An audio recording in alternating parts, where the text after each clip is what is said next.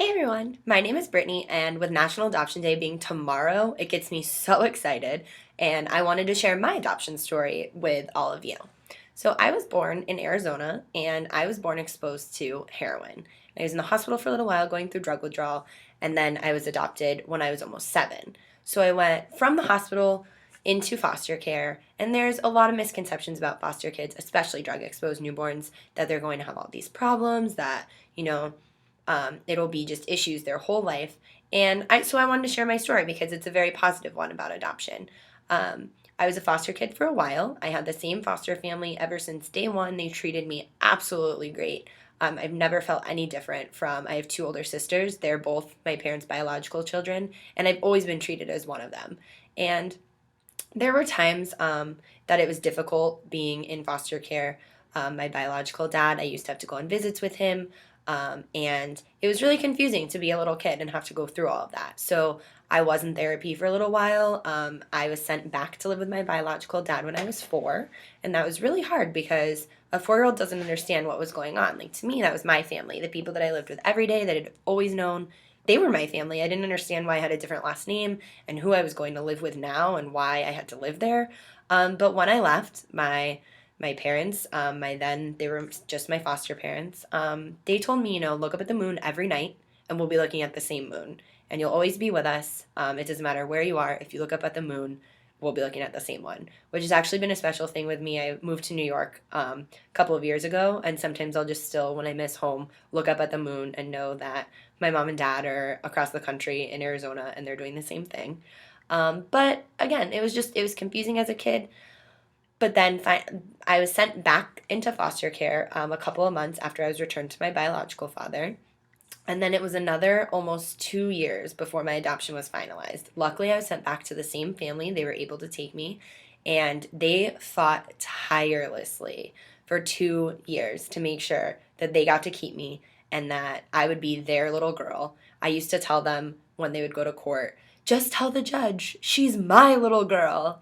And sure enough, my mom went into court and said, she's my little girl. And it worked out in the end. I was almost 7. It was in March, just before my 7th birthday, and it's been great ever since. So now I am in my 3rd year of law school. I live in New York. I'm working right now representing foster children, and that's ultimately what I want to do. So when I graduate in May, I plan to move back to Arizona and give back to those same people that helped me all of those years. I want to represent those foster children in Phoenix, in Maricopa County, and give them a voice because every child really deserves for their voice to be heard in court. And I can't wait to see how many adoptions can be finalized. I'm so excited to do this work. And I wanted to share my story because it's such a successful one. There's a lot of people that, even growing up, I was teased sometimes, you don't have a mom and like you're a foster kid, and people think that means that your parents didn't want you and that nobody wants you or nobody's going to love you. But that's just not true.